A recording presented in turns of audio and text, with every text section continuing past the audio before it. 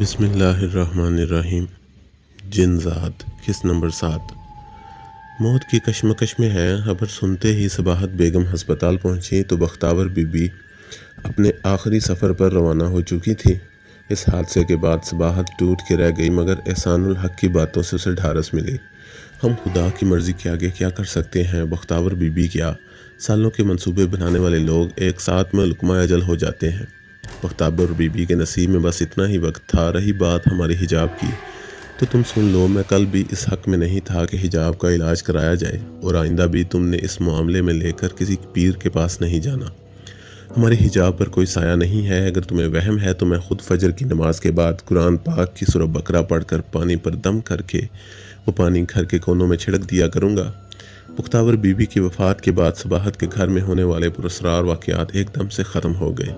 حجاب کو ڈراؤنے خواب آنا بھی بند ہو گئے، اور وہ خوبصورت کبوتر جسے حجاب روزانہ دانہ ڈالتی تھی جیسے اس سے روٹھ گیا، وہ کبھی بھی نہیں آیا۔ صباحت بھی خوش اور مطمئن رہنے لگی۔ اب اس کا سارا دھیان اس طرف تھا کہ نیا گھر کیسے ڈیکوریٹ کرنا ہے۔ نئے گھر میں شفٹ ہونے میں اب 10 دن رہ گئے تھے۔ ان 10 دنوں میں حجاب اور ثانیہ اور تحریم نے مل کر صباحت کے لیے نئے گھر کی بہت ساری شاپنگ کی۔ احسان الحق کا بھی خوشی کا کوئی ٹھکانہ نہ رہا۔ ان کا اپنے گھر کا خواب جو کتنے سالوں سے دیکھ رہے تھے پورا ہونے جا رہا تھا۔ شفٹ ہونے سے 2 دن پہلے احسان الحق نے پورے گھر میں نت نئے ڈیزائن کے پردے لگوائے۔ دوسری بھی کئی چیزوں میں انہوں نے ضرورت کے حساب سے تبدیلیاں کی۔ اس روز احسان الحق کے جسم کا رواں رواں خوشی میں چور تھا۔ آنکھوں میں زندہ دلی کے ستارے جگمگا اٹھے۔ آج وہ اپنی فیملی کے ساتھ نئے گھر میں شفٹ ہو گئے تھے۔ گھر میں فرنیچر کی سیلنگ انہوں نے 1 روز پہلے ہی کر دی تھی۔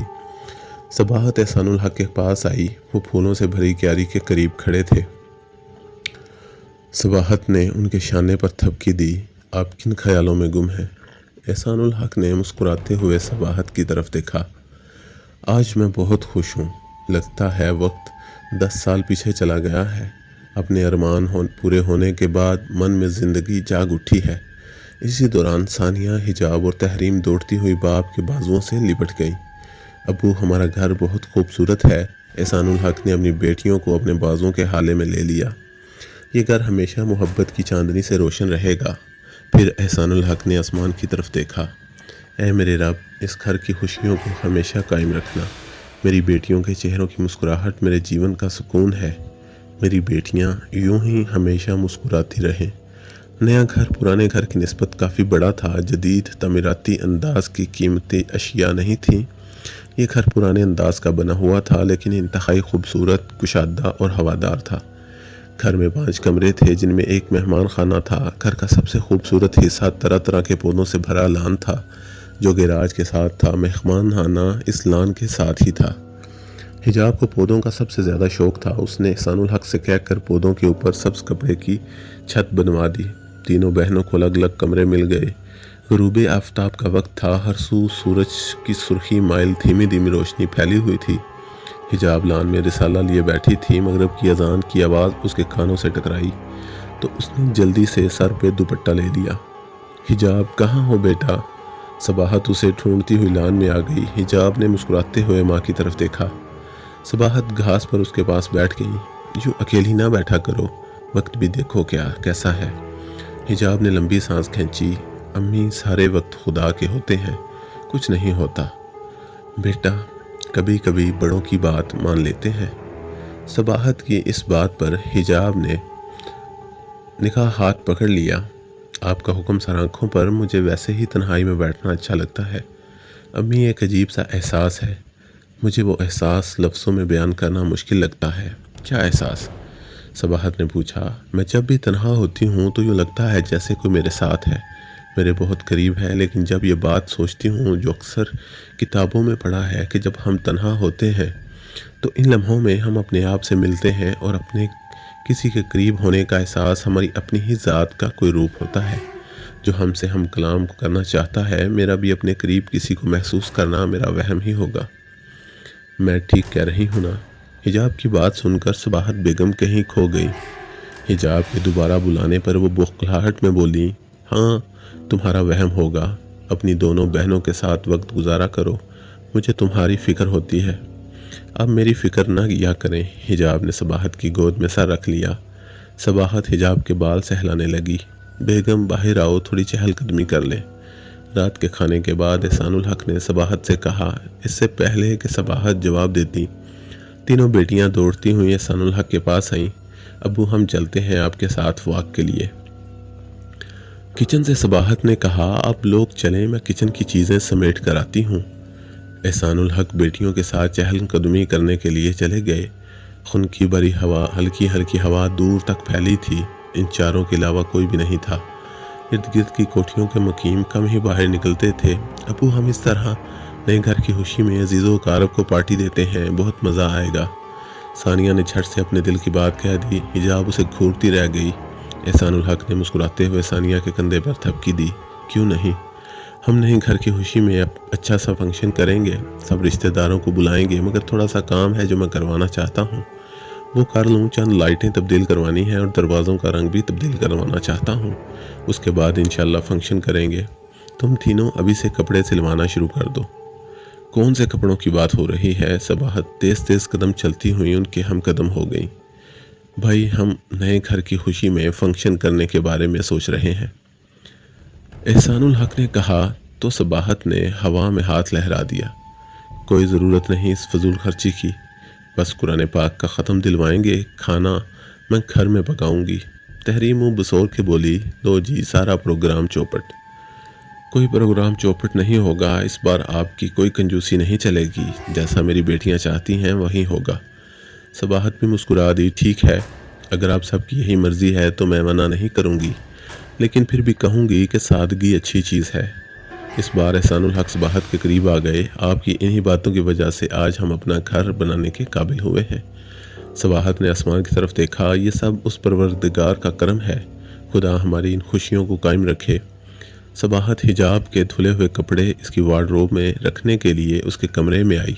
حجاب اپنا جیولری باکس لے کر بیٹھی ہوئی تھی۔ صباحت اس کے کپڑے الماری میں رکھنے لگی۔ حجاب اتنی بڑی ہو گئی ہو، اپنے کپڑے خود الماری میں رکھا کرو۔ حجاب کو جیسے کچھ سنائی نہ دے رہا تھا، وہ جیولری باکس میں پاگلوں کی طرح جیسے کچھ ڈھونڈ رہی تھی۔ صباحت نے اسے اس طرح پریشان دیکھا تو پوچھنے لگی، کیا ڈھونڈ رہی ہو؟ حجاب نے بھویں سکیڑتے ہوئے ماں کی طرف دیکھا۔ میری انگوٹھی نہیں مل رہی، اس میں نیلم جڑا تھا۔ صباحت نے ہونٹوں کو بھینچتے ہوئے دوسری طرف منہ کر لیا۔ وہ من ہی من میں سوچنے لگی، وہ انگوٹھی تمہیں کیسے ملے گی؟ وہ تو میں نے بی بی بختاور کو دے دی تھی۔ اچانک حجاب کی خوشی سے جھومتی صباحت کی کانوں سے ٹکرائی۔ مل گئی میری انگوٹھی، یہ تو میرے پاؤں کے پاس پڑی تھی، شاید جیولری باکس سے گر گئی ہوگی۔ صباحت کے پورے جسم میں جھرجری کی لہر دوڑ گئی، یہ کیسے ہو سکتا ہے؟ یہ انگوٹھی تو بختاور بی بی کے پاس تھی، ان کی وفات کے بعد تو نہ تو میں ان کو کوٹھی گئی اور نہ ہی کوئی اور ان کی کوٹھی سے آیا، کہیں وہ آسیب اس گھر میں بھی۔ اچانک ثانیہ کی آواز پر صباحت خیال سے چونک گئی۔ شام کے وقت مطالعے کے لیے تینوں بہنیں لان میں بیٹھ گئیں۔ حجاب 14ویں جماعت میں تھی، اس لیے وہ ثانیہ اور تحریم کو خود ہی پڑھا لیتی تھی۔ ثانیہ 11ویں جماعت میں تھی اور تحریم 9ویں جماعت کی طالبہ تھی۔ تینوں نے آرٹس کے مضامین کا انتخاب کیا تھا، ان کا سائنس سبجیکٹس کی طرف رجحان نہیں تھا، اس لیے حجاب کو انہیں پڑھانے میں دقت محسوس نہیں ہوتی تھی۔ ثانیہ کو نہ جانے اچانک کیا خیال آیا، وہ خالی صفحہ پر اچانک پینسل گھماتے ہوئے حسرت سے بولی، کاش ہمارا بھی کوئی بھائی ہوتا، ابا جان کس قدر اعتماد ہوتے، اگر ہم تینوں میں سے کوئی ایک بیٹی کی بجائے بیٹا ہوتا۔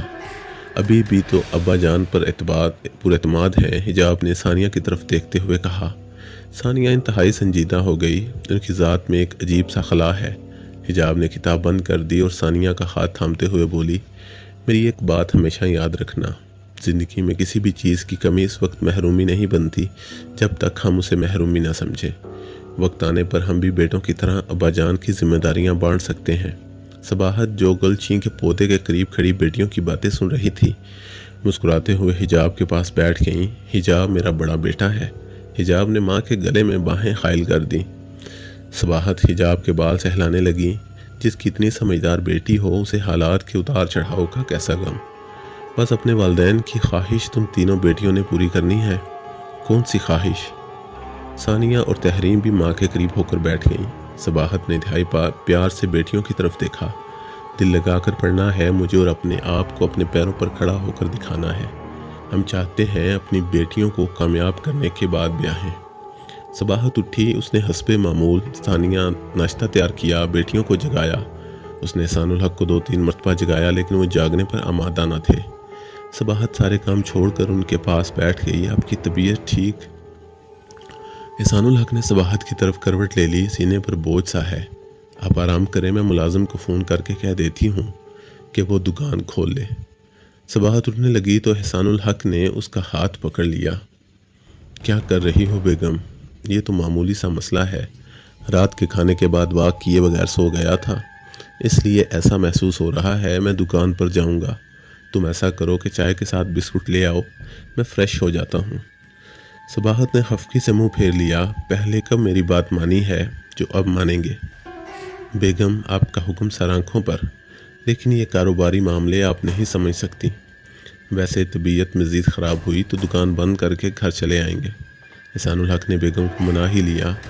احسان الحق کے دکان پر جانے کے بعد صباحت گھر کے کام کاج میں مصروف ہو گئی۔ بیٹیوں کے آنے سے پہلے اس نے دوپہر کا کھانا تیار کر دیا۔ احسان الحق بھی دوپہر کا کھانا گھر کھاتے تھے۔ بیٹیاں آئیں تو فریش ہو کے ماں کے ساتھ کچن میں مدد کرنے لگیں۔ صباحت نے دکان پر فون کیا لیکن کسی نے بھی فون نہیں اٹھایا۔ تحریم صباحت کے پاس آئی۔ اماں ابا جان کب آئیں گے؟ مجھے بھوک لگی ہے۔ بس میری بیٹی آنے ہی والے ہیں، پھر اکٹھے کھانا کھائیں گے۔ دکان پر فون کوئی نہیں اٹھا رہا، صباحت نے کہا۔ تحریم ماں کے پاس بیٹھ گئی۔ رش ہوگا دکان پر، آپ کچھ دیر بعد فون کرنا، شاید اٹھا لیں۔ جاری ہے۔